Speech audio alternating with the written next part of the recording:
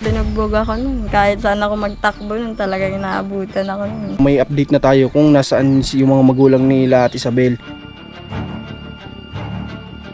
Base dun sa ginawa niya kay tatay no, kung saan po yung may pera, kahit tumatanda, kapag may pera siyang pwedeng maiabot, pwede siyang may pakinabang sa kanya, doon siya didikit. Good day sa lahat ng viewers natin ngayong araw. Dito po kami sa hardware para po bilhin yung mga pinabibili ng karpentero para sa pagpipintura. At andito na nga, mayroon na tayo dito nakaready na 3 galon.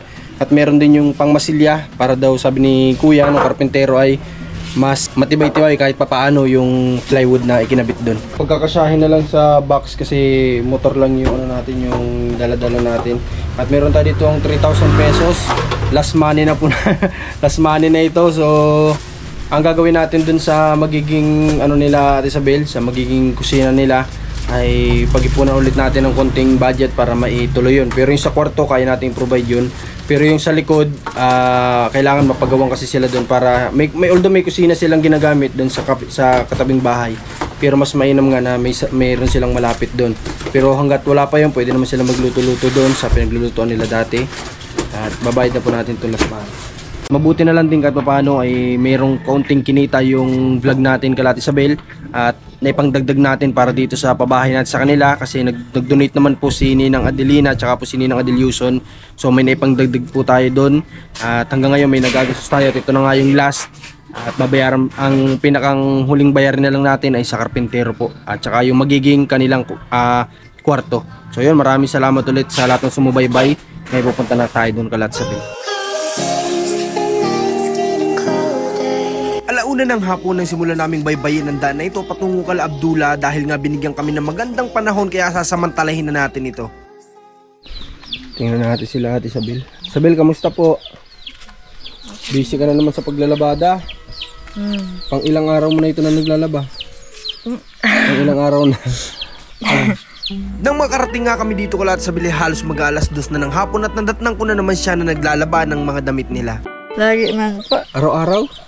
Minsan po, pag naulan, di man po ako nakakapag. Parang nakakabawi-bawi na yung katawan mo ngayon Ate Isabel ha? No? Hindi ko gano'n nakaraan pagbisita ko sa iyo, sobrang liliit na ng mga braso mo. Ano? Ngayon nabawi-bawi na yung ulit yung katawan mo. Kamusta yung mga ano mo, alaga mo dito? Okay lang po. Okay naman? Si Abdul kamusta? Okay naman po, kaso tulog.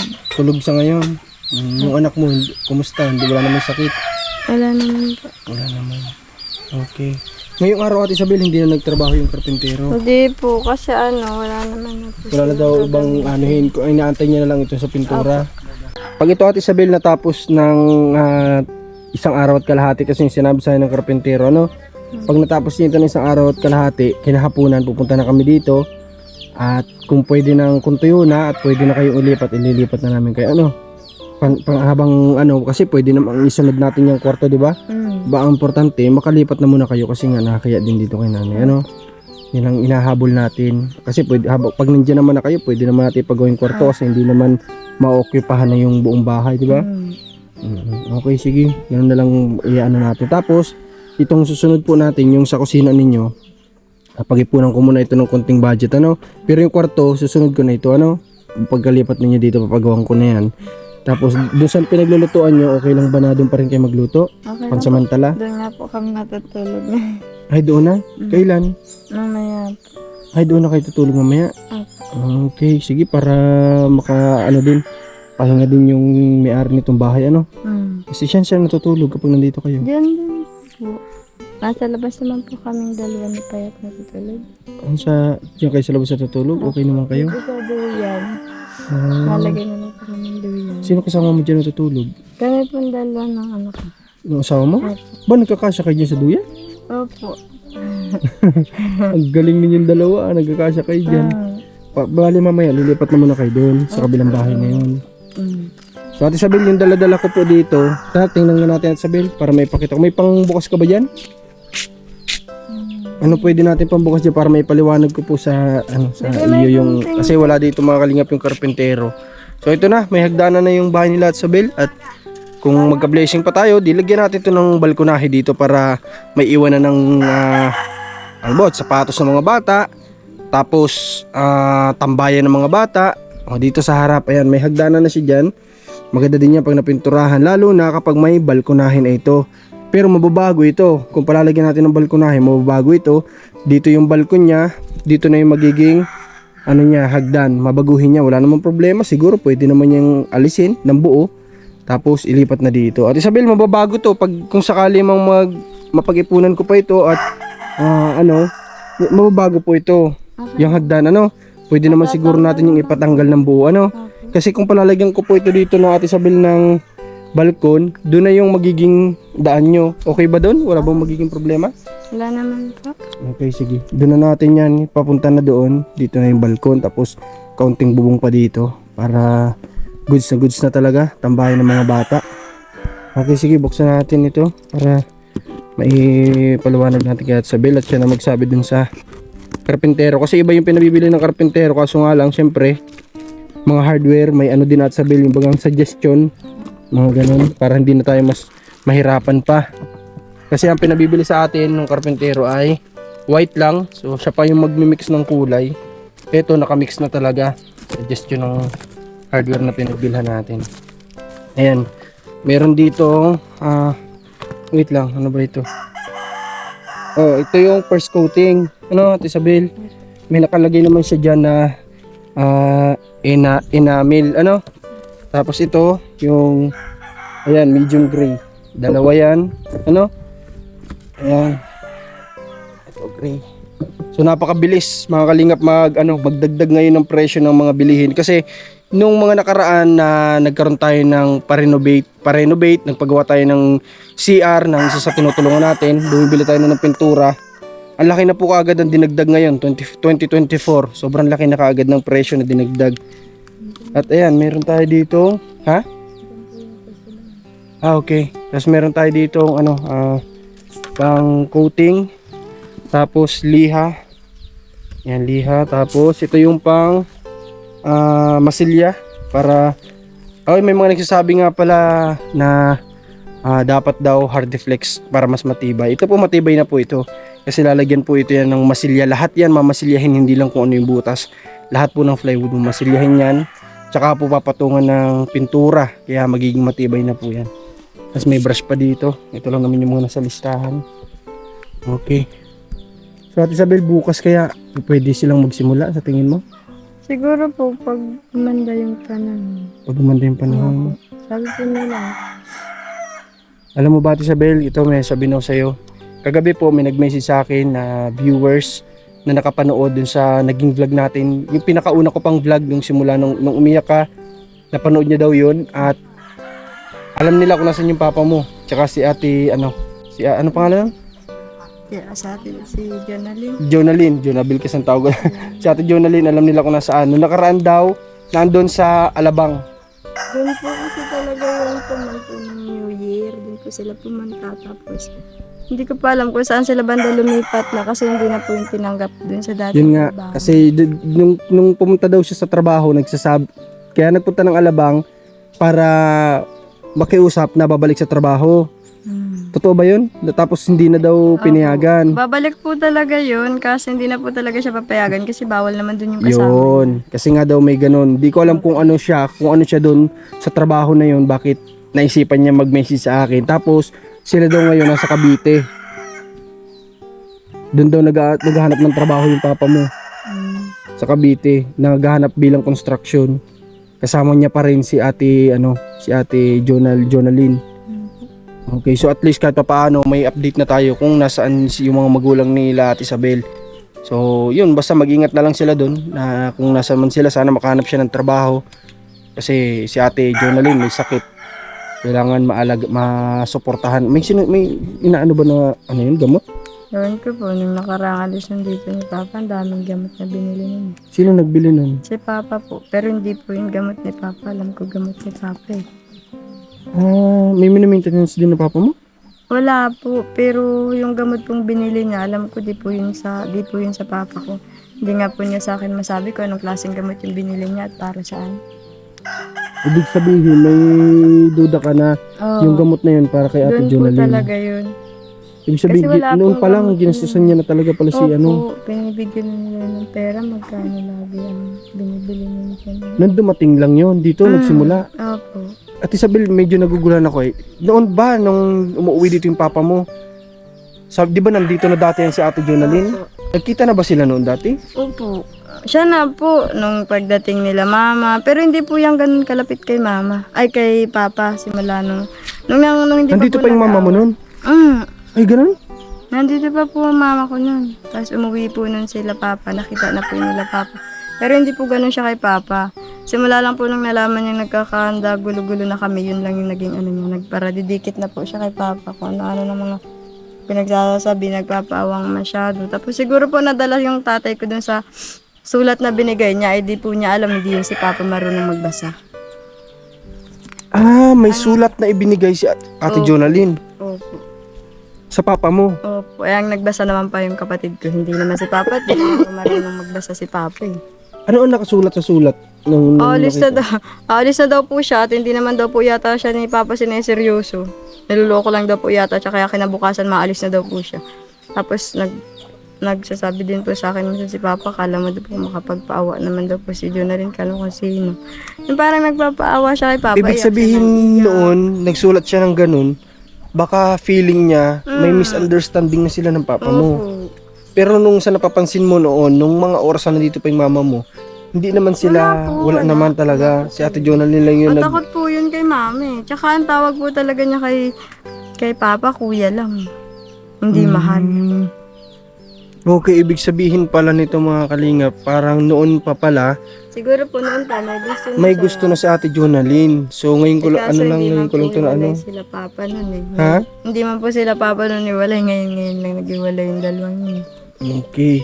So noon pa pala gusto na nitong may asawa pa si papa nila, nandito pa yung mama nila, gusto na kaagad kumbaga gawa ng problema, ano? Opo. Grabe naman yan. Ano po kasi, hindi siya, kasi ano ang naging ano pa nga po dun ay sila papa nga din po. Kaya nagkakilala yung katrabaho nila papa at saka yun. Kasi bago po yun napunta kay Tata Mino, dun po muna yung sa katrabaho nila papa. Nang umuwi po sila papa, kasama din yung katrabaho nun. Yun, dun po sila nag-ano ni Jonalyn. Dito pa nga po yung nakatira. Si Okay. Jonalyn, dito pa po yung dati nakatira kayo. Diyan sa ano, dito sa kalalola mo. Dito po yung nakatira dati. Kaya pala nung bumisita ako dito, nung una-una ko siya makita, andito siya, close siya sa inyo dito. Okay. Ate Isabel, sa dami kong nakausap na mga kababaihan dito na may mga pamilya din, talagang noon pa pala gusto nitong babae na ito yung parang maninira siya ng pamilya. Yun lang, parang ganun lang po yung gawa niya. Ang sa akin po kasi iba po yung ano ko sa kanya. Parang sa akin po kasi base dun sa ginawa niya kay tatay kung saan po yung may pera, kahit tumatanda, kapag may pera siyang pwedeng maiabot, pwede siyang yung may pakinabang sa kanya, doon siya didikit. Kapag may nakilala siyang bago, iwanin niya yung nag-alaga sa kanya, yung nagbigay ng halaga sa kanya, pinagpapalit niya para lang doon sa mas bata at mas may pera. Yun lang po yung ano ko sa kanya. Kasi sa tagal naman na din po niya, ilang buwan na rin po siya dito tumira, tapos ilang beses na rin po siya pabalik-balik. Halos lahat po talaga nang napupuntahan niya, medyo bata kay tatay kaso, na din, parang may edad na, pero kaya pang magtrabaho, tapos, yun nga po, may kakayanan pa. Ano ito, Ate Isabel, nalaman ko na na ito pa lang si Ate Jonalyn noon, may naligaw lang dito na nangangalakal. Alam mo ba yung story na yan? Pwede mo ba ibahagi sa mga viewers natin? Baka matuwa. Matuwa din si, ano ba yung nangyari nun? Ano po yun, kasabay ko po yun si kuya, papunta dito. Okay, Galing siya pa ako yung nun ng mangangalakal. crossing. Opo. Siya po yun yung namimili ng bote. Ang banggit lang, ang sabi lang naman po sa akin nun, mayroon nga daw po yata dito. May tao nga daw po yata dito, dalaga daw. Sabi ko din yung dalaga, may dalawang anak yun. Tapos? Sabi niya, sabi ko, pero wala naman yung sa asawa kaya. Sabi niya, titignan niya daw po. Titignan niya lang. Tapos diretso mamimili na din daw po siya ng bote. Yung kalakal dito, kung meron. Opo, yung mga kalakal, mga bote, ganun, plata, yung mga nabibili lang. Nabibili tapos? Tapos yung pagpunta po dito, doon na nga rin po ako nagsakay sa tricycle nun ni kuya kasi may tricycle po yun. Magsakto po, maglalakad lang ako nun pauwi dito. Sabi niya magsabay na nga daw po ako at dito rin punta niya. Tapos yun, parang ano lang. Siguro 2 beses man po yata pumunta dito nun si kuya. Tapos, Tapos nung, pero nandiyan na po siya. Kay tatay. kay Tatay Pilomeno na Opo, si andyan na ate po ano siya nun. Tapos, Sabi po ni kuya, sabi po nung babae, masama lang daw po sila, malabas. Hindi na nakabalik. ay ganun. Opo, di na po yun umuwi. Tapos, nagbalik po yung kinuha yung gamit niya dito. Dito po yata. Parang dito. gano'n siya katagal dun? Nagbuwan ba? Buwan din po. Kaso nilayasan niya din kasi inuutusan daw po siyang maglaba. Ay, galit siya sa ganun. Opo, ayaw po kasi niyang inuutusan. Ayaw Parang niya nabanggit pa nga sa akin po ng ibang mga nakakaalam dito sa nangyari na yun. Parang binigyan lang daw yata si Ate Jonalyn nun ng kape. Tapos sumama na kaagad. Nakita Di ba? ng 5 pisong barya yata. Oo, po nakakita lang daw ng 5 pisong barya dun sa mga ngalakal at saka binigyan ng kape. Sumama na kaagad. Ko. Ano po yata, parang nilibre siya ng milk tea. Milk tea. Naglabas po kasi sila nun ay. Grabe. Pagkalabas po nila, hindi na yata naisipan bumalik. Grabe naman, milk tea lang yung binigay. Tapos Siya sumama yun na yung kaagad. ininom nila. Siya po yun yung ininom nila nun ay, nung naglabas yun. Grabe. Kita ko pa po yun ay, di na nga pa ako nagsabay. Di na ako nagsakay at hinatid pa man po siya nun dito. Kaso parang yung pangalawang alis, di na po siya bumalik. Grabe. Ito yung may lesson din po dito sa story na to. Kung halimbawa po tayo may pamilya na pinasok na natin pamilya, lalo na kung kasal, alam natin yung kasabihan na kahit gaano daw katino ang lalaki kapag babae yung lumapit o kapag babae yung nanunukso, wala daw nagagawa ang lalaki. Depende po yan sa lalaki, no? Kaya sa may mga pamilya dito sa buong mundo na nakakapanood nito, kapag po may mga ganyan, mag-pray lang tayo para maisip natin kung ano yung dapat na tama na gagawin. Huwag tayo magpadala sa tukso na ganito kasi lalo na pag may mga anak na, grabe po yung sakit na mararamdaman ng asawa natin, yung pati yung mga bata kapag ginawa natin yung mga bagay na ganun. Kaya yun, may natututunan din tayo sa ganito. Wag tayong pabugso-bugso ng desisyon. Isipin natin palagi yung pamilya na binuo natin o yung pinasok natin ng pamilya. Okay. So Ate Isabel, ano bang gusto mo ba action na namin yung sa papa mo o wag na? Wag na po. Ha? Wag na po. Kasi pwede naming gawa ng paraan para malaman nila kung ano yung dapat na responsibilidad nila sa inyo. Anong plano mo? Gusto mo ba? Wag na po. Ha? Wag na po, kawawa naman yung mga yun. Wag na lang. Wala rin naman po yung pera kahit sabihin kung di rin naman po sila makakapagtrabaho, di rin po yun kikita. Kumbaga, Wala rin po kami wala mapapala din. dun. Pero okay na ba sa inyo? Paano kung dumating yung time na hindi na talaga sila dito babalik? Okay lang po, bahala sila. Wala naman po kaming magagawa kung talagang ayaw nilang bumalik dito. Tsaka mag-pray ka lang, no? Para i-guide ka ni God kahit na wala kayong mga magulang. Pero napakahirap talaga. Aminin man natin sa hindi. Napakahirap, Ate Isabel, di ba? Opo. Lalat ang liliit pa po ng iniwanan. Okay lang po sana kung di na mga nag-aaral. Kung mga handa na magtrabaho. Yung mga kaya na po magtrabaho, okay lang po sana. Kaso wala pa lahat kakayanan. Iniwanan na kaagad. Mm. Kumusta sila? Kumusta nung napapansin mo sa mga kinikilos nila kumpara sa dati? Ganun pa din ba?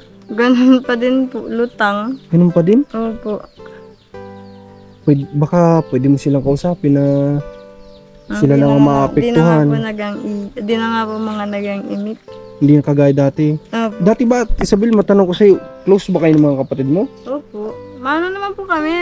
Kumbaga may sa isang araw hindi nawawalan diyan ng kwentuhan. Hindi po, lagi man po araw-gabi. Basta po mag-ipon-ipon kami niyan. Minsan nga po nakapaglaro pa ako sa mga dito kahit may mga anak na ako.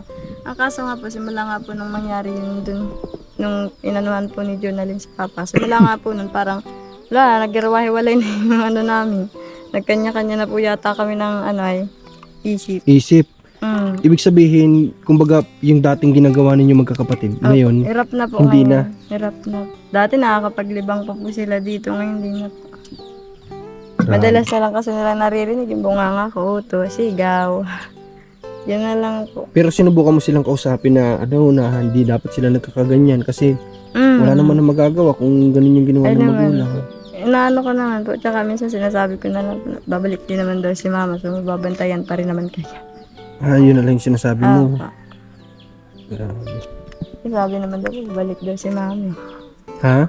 Sabi, babalik daw din po Basta nagbitaw si mama mo ng ganun, yun yung Opo, pinapanin. nagsabi po yun dati sa akin, tapos na siguro na-chat din po sa kanila. Yun na lang yung kinakapitan mo din, yung Ah. binitawan yung salita na ganun. Sabi man kasi po niya, babalik pa din daw po siya, kaya ako daw po muna dito. Kaso hindi ko lang po alam kung talaga makakabalik yun. Walang kasiguraduhan, ano? Pero umaasa kayo. Opo. Grabe. Yung sa tatay ko, yun ang wala ng ano yun. Wala nang pag-asa. Hindi ko alam kung talagang ano yun, wala yung ano ay. Wala yung pakialam minsan. Okay. Pag yun ay ano. Ako nga nang maglayas, di ako hinanap nun. Nag- pa kaya? nag-less ka din ba dati? Opo, maliit pa ako nun. Bakit? Anong nangyari nun? Problema din sa pamilya? Ano? O sinasaktan ka? Opo, Takot? takot. Sinasaktan ka? Opo, Grabe. Sino nanakit yung mama mo, papa mo? papa ko lang po. Yung nanay ko naman po, nananakit din po yun, pero hindi. Pero kagaya hindi ng yung parang sobra na. papa. Opo, Kumbaga, sobra na sa ano sa bata. opo. Mga ilang taong ka niyan? Elementary pa lang po yan. Elementary ka pa lang? Kahit po nung high school ako, nadanasan ko pa rin yun, pero hindi ko naman po ina. Matapang talaga yung papa mo. Ano, Ate Isabel? Mabait po yun, kaso kapag Pag- napupuno po siya, Pag yung nga- nagagalit. Opo, yun nga lang, kahit di ko kasalanan, ako yung panganay, ako yung lalagot. Ay, ganun. Tapos, sobra na, nag-less ka. Natakot lang po ako noon at ano, tinanghali po kasi kami ng uwi. Ay, hinapon po yata. Nang unang uwi, tapos nagalit yung papa mo. Hindi po ano. Na ano ko, nadala ako nung magkapatid na kasama ko. Nasasabi nila baka daw po kami bugbugin. Eh di natakot naman po ako, nagsama na lang ako. Pero hindi ko po naranasan na hanapin nila. Ay, ganun. Hindi pa talaga. Nag-less ka nun. Saan ka pumunta? Kalabaka. Ay, layo. May Tapos tinuluyan ka dun? Yung kasama ko po may mga kilala, pero ako wala po talaga ako kakilala. Pero may kinakainan kayo, may tinutuluyan kayo. Ano po, pag makain po, hindi ko pa alam kung anong ginagawa ng magkapatid kong kasama. Parang nangingipi at nangingiram silang pag... Sabay-sabay kayo kumakain. Opo, ipon-ipon. Parang nga po kaming dugyot. Ay, ganun. Tapos hindi ka man lang nila sinubukang Hindi hanapin. po ko nila kinanap. Hindi po yun alam ng nanay ko. Pero yung Wala papa po mo yun. alam niya. Nag-ilang araw yan? Linggo? Inabot ng linggo? Linggo po yata yun. O, pero hindi mo lang nila hinanap? Hindi po nila ako hinanap. Buti po yung kasama kong magkapatid, dinanap ng nanay. Pero ikaw hindi. Hindi po talaga. Tapos yun, sinama na rin po ako pabalik. Kasi parang magkapit bahay lang din po kami. Okay. Sila, nag-less din sila. Opo, doon nga po ako nagsama. Kumbaga sa Ate Isabel daw, nadala sa mga sabi-sabi ng kapatid na sa halaka sasaktan ka ng papa natin, parang ganun. Kaya sa Ate Isabel sa... Hindi ko po yung kakila. ang nagsabi sa iyo, kapitbahay, nasasaktan ka. Opo, at ano nga At po. sa Ate Isabel naman, kakaloko din yung kwento ni Ate Isabel ay. Ano din yan?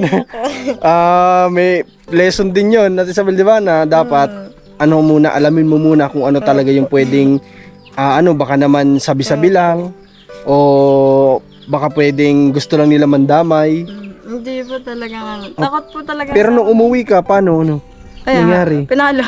Ay, ganun, lalo ka Pinalo ako, nasaktan. tapos pinaload sa asin. Kasakit-sakit ay. Ay, ganun? Binugbog ako nun. Kahit saan ako magtakbo nun, talagang inaabutan ako nun.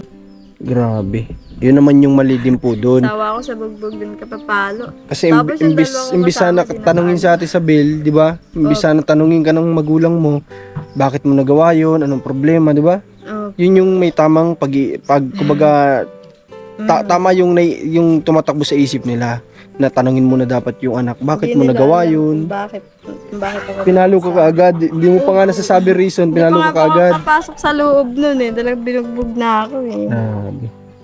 Sa bundok pa kami nun. Ayan yung wag nating gagawin mga kalingap sa sa mga anak natin. Yung may mga bagay na ganyan na dumadaan sila sa stress o ano man. Kausapin muna natin sila ng maayos. Wag muna natin silang unahan ng pananakit kasi matotrauma yan. Lalo na kung may pinagdadaanan pala tapos sinaktan mo pa. Lalo nang natuliro ang isip niyan. Kausapin muna natin ano ba yung pinagdadaanan mo. Yun po ang gawain ng magulang. Kausapin muna natin. Mali natin reasonable pala, hindi wala namang ginawang masama o mali, mas makakabuti po yun na kinausap natin kaysa sakta natin. Mali po yun sa pagiging isang magulang. Walang masama na mamalo ng bata after mong paluin, ipaliwanag mo kung bakit mo siya sinaktan. Diba, Sabel? Opo. Hindi yung papaluin mo lang na walang, na hindi mo malang pinaliwanag. Bakit, di ba? Opo. Tapos pagkapalo nun sa akin, parang wala lang. Wala lang. Pinabayaan lang ako. Pinabayaan lang din ako. Grabe. Iba rin yung mga karanasan ni Ate Isabel sa buhay. Kaya ganito siya katatag na lumalaban sa buhay kahit napakalaki ng responsibilidad niya. Okay. So, di ko alam kung nandito yung karpintero. Andiyan pala yung karpintero ngayon. Kakausapin din natin. At nang sa ganun, bukas masimula na ito. At sa isang araw, half day na lang siguro to. Mai-turn over na natin to kala Ate Isabel. At sunod natin yung kwarto nila. At least may matutulugan na kaagad sila. Kasi kagaya nga niyan, doon na sila tutulog sa kabilang bahay. Kasi nga, kaya din sa may-ari nitong bahay na tinutuluyan nila. So, yun. Maraming salamat sa lahat ng nanonood, sumusuporta sa mga vlog natin dito kala Ate Isabel. Sana may provide din natin yung mga gamit nila. Para na sa ganun, sabi ko nga, may bagong bahay, bagong mga gamit, bagong buhay din. So, maraming salamat ulit. Pagpalain po kayong lahat. Salamat po.